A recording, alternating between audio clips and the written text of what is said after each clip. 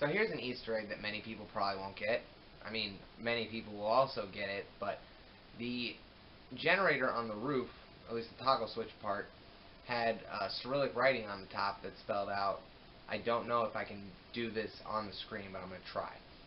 It spelled out K-O-B, this weird circle with a line through it, E, circle with a line through it, E. And that in Russian would be pronounced Kofete. So that's something.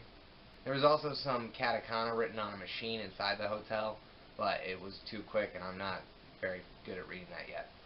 So I only got the Sutare, so I don't know what it was trying to spell there.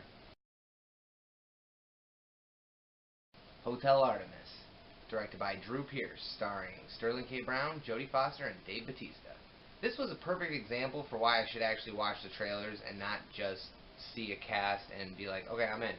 Because I didn't know what this was going to be about, except for like the John Wickian aspects of it. But apparently it's not about a whole lot. It's just about another Wednesday, basically. I really liked a lot of things about this movie. I loved the atmosphere of it, the mise en scène, which is a phrase I've been waiting over 2 years to say in front of a person. There's no one else here, but so I'm still waiting on that. But maybe someone will see me say it. Anyway, I love the backdrop of this riot that's going on over water, which is like topical as hell, I guess, with Flint, Michigan still not having water as of this video that I know of.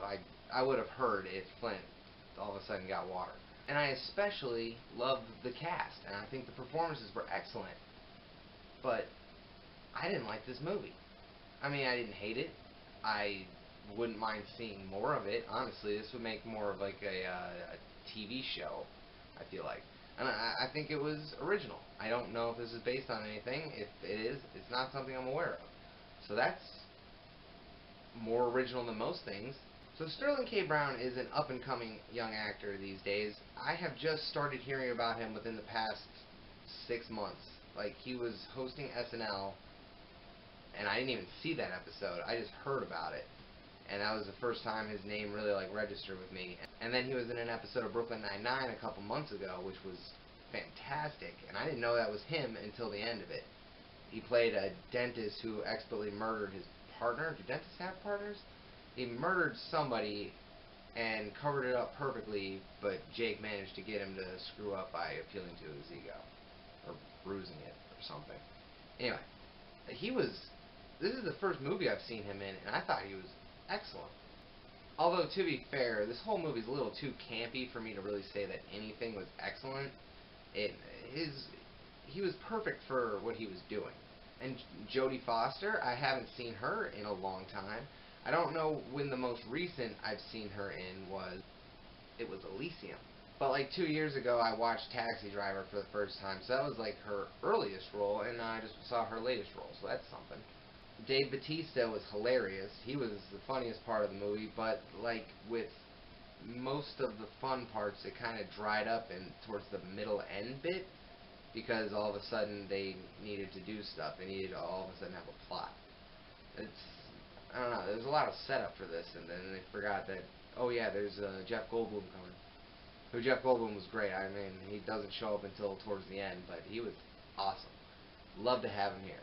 Sofia Boutella, I kind of feel bad that in my last video that I talked about her, I only really mentioned her hair, so I want to make up for that and say that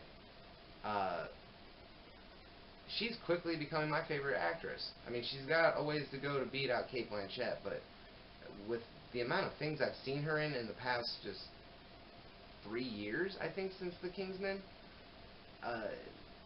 she's just a box office draw for me, apparently. And I want to mention Brian Tyree Henry, whose name I just looked up because it's time I know who he is. He's Paperboy, Alfred Miles on Atlanta, and he's my favorite character on Atlanta, even though I really like Darius too. But Paperboy, I get him, man. He's a hater. He's like me. He hates things so much, man. I hate the club. So I wanted to bring him up because he was pretty good in this. They just had him unconscious for a lot of it. But, you know, he's the lower build actor. He got his screen time. I think he did pretty good. And finally, Zachary Quinto. I think was perfect for what they wanted from him. Like, he was perfect for this role in the same way he was wrong for the role of Spock, because he has a nasally little voice that sounds like he's just constantly in the early stages of puberty, and that's exactly whatever his character's name needed to have. So I wanted to bring up Zachary Quinto and say, live long and suck it, even though I hate quoting Sheldon Cooper. But anyway, like I said, I love the performances. Even the action was very good, considering everyone was pretty injured throughout the whole thing, except for Batista, and he just fucked people up. But like when Sterling K. Brown had to like drag himself around through most of this movie and was still very entertaining to watch. It's just, I don't understand. Like, it's so unfocused, and like bringing in Jenny Slate and this whole Jeff Goldblum killed her son subplots. It got a bit too much, a bit frenetic, I guess. I don't know. I really want to just go to Rotten Tomatoes and see what the consensus say, and then try to come up with a way to reword that. But I can't do that. But I don't know. I don't think it's worth seeing it in theaters. I could see this as a pretty decent TV show, though, because it's a very interesting setting.